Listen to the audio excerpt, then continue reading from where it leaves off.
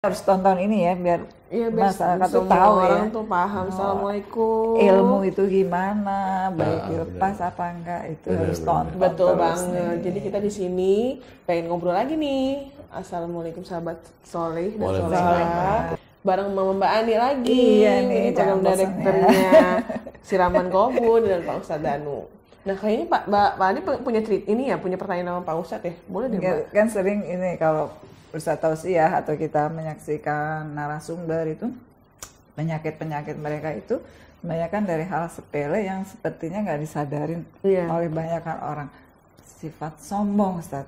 Aduh. Iya, kadang Aduh takut banget. kayak kita sih Mbak Devi, kadang kita kan nggak sadar ya, kadang anak kita berprestasi atau ya orang-orang terdekat kita berprestasi, tapi kita nggak ada yang nanya, nggak ada apa, tahu-tahu kita anakku loh dapat ini, nah seperti itu Ustaz, ya kan namanya ibu-ibu itu karena Itu yang dibanggain ya. Itu ujub riya itu memang di situ titiknya. iya Ustaz, padahal itu udah termasuk akar-akarnya Iya, sombong. dan Karena itu dahsyat sekali akibatnya Ustaz, Betul, bisa betul. membawa mengakibatkan penyakit Iya. yang Dan sangat berbahaya Ustaz, kerugian buat ke anak, orang buat tua, kita buat orang juga tuanya Ustaz. bisa. Nah itu Ustaz, mohon penjelasannya, pencerahannya tentang sifat Si sombong ini. Pak. Iya, jadi selama ini kan saya selalu berinteraksi dengan banyak pasien ya. Iya Ustaz. Banyak pasien dan pasien itu macam-macam.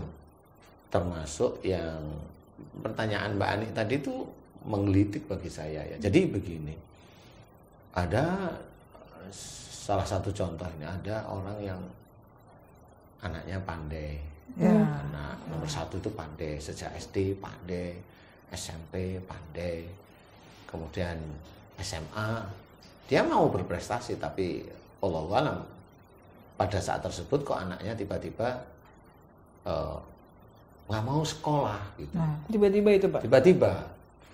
Nah kalau saya menceritakan kan, saya mendengar dari cerita orang tuanya itu kan,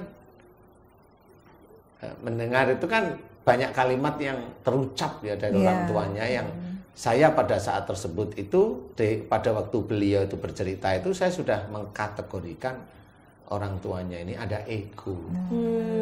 Mengkategorikan itu ada ego. Awal itu ada ego. Ada beberapa kata Ada banyak kata yang beliau disebutkan itu saya anggap ego. Tapi kan saya memang harus dengerin baik-baik ya. Memang setelah saya dengerin gini saya tanya ke sini sini akhirnya ketemu lah. Jadi anaknya pandai itu saya tanya, Bu, apakah ibu dulu waktu anaknya berprestasi ibu bangga? Gitu aja bukan saya.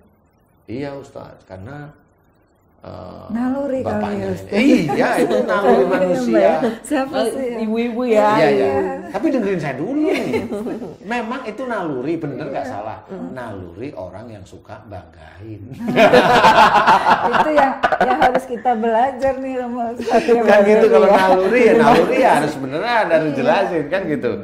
Memang itu akhirnya Allah gimana bapaknya itu nggak jarang mau ngurus anaknya ini. Jadi saya yang kerja, anak saya didik, saya lesin, begitulah. Iya betul. Akhirnya berprestasi Ustaz, ya kan saya bangga punya anak berprestasi. Ya saya senyum-senyum aja. Ya akhirnya saya cerita, Ibu, karena kebanggaan anak ibu yang berprestasi, kemudian ada beberapa hal yang ibu lupa bahwa anak itu pandai itu sebenarnya bukan dari anak pandai, anak prestasi itu sebenarnya bukan dari orang tuanya. Orang tua itu hanya nyodorin aja, nak belajar ini, nak belajar ini, nak belajar ini. Kalau Allah nggak menghendaki? Kalau Allah nggak menghendaki nggak bisa. Memang saya bercerita itu. Jadi tidak bisa anak itu pandai ya dari Allah, anak itu normal dari Allah, anak itu nggak pandai dari Allah. Anak yang cacat pun ingat takdir dari Allah Ta'ala, tapi musibah itu dibentuk dari orang tuanya. Jadi Allah tidak berbuat zalim.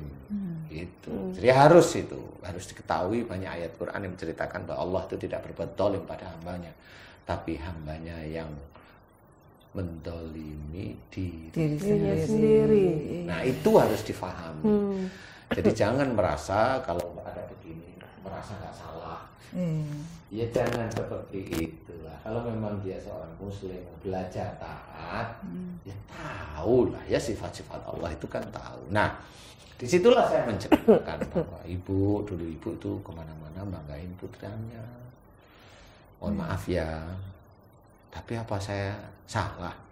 Ya kalau secara manusiawi ya normal, tapi kan manusiawi. Nah kita ini manusia yang muslim, mencoba belajar taat. Sehingga pada waktu kita membanggakan anak, bahwa itu adalah hasil dari jerih payah kita, itulah yang sudah tertulis dalam Quran. Bahwa itu dilarang oleh Allah Ta'ala. Jangan merasa kesuksesan, jangan merasa berhasil, jangan merasa nikmat yang kita terima itu dari keberhasilan kita. Jangan. Itu sudah dijelaskan. Semua itu dari Allah Ta'ala. Sudah jelas ya. Ma syabaka min hasanatin famin Allah. Apa saja nikmat yang kau terima itu dari Allah. Sisi Allah. Nah, disinilah kita harus pahami satu persatu. Berarti semua nikmat yang kita terima itu sebenarnya bukan kita. Bukan kita. Ya harus harus selalu kita ingat. Dan ibu-ibu semua kan, sahabat-sahabat solehah tahu juga semua. Termasuk Pak Ani juga. Iya, semua kita semua Ustaz. Iya, termasuk saya juga. Semua adalah rahmat dari Allah Ustaz. Ini semua nikmat itu dari Allah Ta'ala. Makanya di situ kan senantiasa diingatkan. Kita dalam surat Ar-Rahman itu diceritakan, sehingga Allah itu menceritakan di kalimat yang bikin hati kita nangis itu. Fabi ayyi ala'i rabbikuma tukadzib. 31 kali diulang. Nah, itu pada waktu kita membaca itu, pada waktu Allah itu menyebut seperti itu, sebenarnya yang keluar di lisan kita itu harusnya astagfirullahaladzim. Karena itu kata-kata bagi orang yang sering mendustakan. Jangan ngomong itu orang yang non muslim, jangan. Muslim itu banyak yang mendustakan. Nah, kita belajar untuk tidak. Makanya kayak tadi, anak diberi kepandaian itu dari Allah, dan didustakan bahwa itu dari saya. Itu kan dusta. Jangan seperti itu. Nah, disinilah harus diketahui. Sehingga oleh Allah Ta'ala, karena memang orang tuanya agamanya cukup lumayan, dibalik anaknya nggak mau sekolah. Ya Allah. Nggak mau sekolah. Dan kalau saya amati, saya lihat nggak ada. Maksudnya ada nggak yang memengaruhi anak saya, Ustadz? Kan tanya itu. Saya lihat nggak ada. Kalau jin ada Bu, tapi kan jin ini nggak memengaruhi anak ibu. Pasti pikirannya wah ini dibikin orang. Dibikin ya normal lah ya. Tapi saya bilang enggak. Saya kan harus jujur. Saya sendiri bertanggung jawab. Kalau memang iya ya saya ngomong iya. Kalau ini dibikin orang ya saya insya Allah yang ngomong ini dibikin orang. Kan umpamanya ada nggak jin yang memengaruhi anak saya seperti ini? Ya memang ada, tapi tidak di fokus ini. Karena anaknya sendiri sebenarnya. Lah anaknya sendiri kenapa? Nah ini berhubungan dengan orang tuanya. Karena orang tuanya yang dengan agama yang sebenarnya sudah cukup, tapi kok dia berdusta. Ya Allah, nah itu dibalik sama Allah Ta'ala. Ujian ya, jadi semua itu ujian ya Ustaz, anak hebat, anak cacat, itu ujian. Pasti ada yang mau disampaikan Allah kepada orang tersebut melalui anak untuk memuji kamu. Apakah kamu bersyukur? Apakah kamu kufur? Iya, salah satunya seperti itu. Memang, kadang-kadang orang itu kan kalau dari sisi anak itu ya, dari kalau kita tadi bilang tentang kesombongan itu kan orang tidak pernah sadar apa yang dia kerjakan. Kita lah ini ya. Yang kita kerjakan itu merasa itu dari kita. Saya insinyur. Kemudian saya diizinkan oleh Allah Ta'ala ngisi di siraman kolbu. Insinyur saya itu nggak terus saya ini dari saya belajar, saya ini sehingga saya lulus jadi insinyur, kan nggak seperti itu. Lulus pun dari Allah Ta'ala. Saya bisa belajar dari Allah Ta'ala. dengan dibantu orang tua saya. Nah, kalaupun umpamanya saya dakwah, apakah itu saya merasa pandai? Enggak juga, biasa aja. Kalau saya ya semuanya dari Allah Ta'ala, semuanya memang diatur oleh Allah. Semuanya diatur. Ada jalan orang itu yang ditunggu oleh Allah Ta'ala, ada jalan orang itu sudah diatur oleh Allah Ta'ala. Jalan orang yang diatur oleh Allah Ta'ala, banyak diaturnya itu adalah jalan para nabi dan rasul, itu diatur. Itu sudah diatur. Tetapi kalau orang-orang kayak kita, Allah nggak ngatur. Yang mengatur jalan orang seperti kita itu ya orangnya sendiri yang mengatur. Menjalankan, dia ingin apa? Jangan bilang saya ingin mencuri, itu sudah diatur Allah. Nah, Pilihan ya. Dia memilih. Nah, nanti suatu ketika kalau dia milih jalannya, Allah tetap mengingatkan kepada orang tersebut ada ujian atau ada musibah, atau dianggap musibah itu juga ujian, boleh. Nah, ujian inilah petunjuk dari Allah Ta'ala agar orang tersebut mempelajarinya. Kalau orang itu diberikan anak yang dulunya pandai berprestasi, terus kemudian nggak mau sekolah, Allah memberikan petunjuk kepada orang tuanya. Paham nggak? Kalau bertanya pada saya, insya Allah mudah-mudahan saya bisa menerangkan atas izin Allah Ta'ala, sehingga bisa evaluasi. Kata kerennya, muhasabah, seperti introspeksi, seperti itu. Nah, kalau nggak tahu, wah ini anak saya diguna-guna, wah ini enggak juga seperti itu. Saya itu orang real, saya itu orangnya real.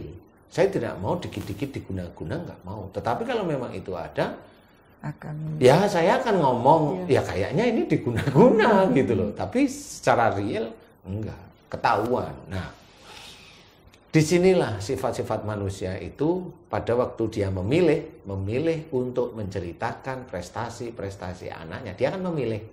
Allah yang mentakdirkan agar orang tuanya dan anaknya itu kembali ke jalan Allah. Sebenarnya itu kuncinya. Sebenarnya karena Allah sayang itu ya. Sebenarnya Allah itu masih sayang, cuma manusia muslimnya yang nggak paham.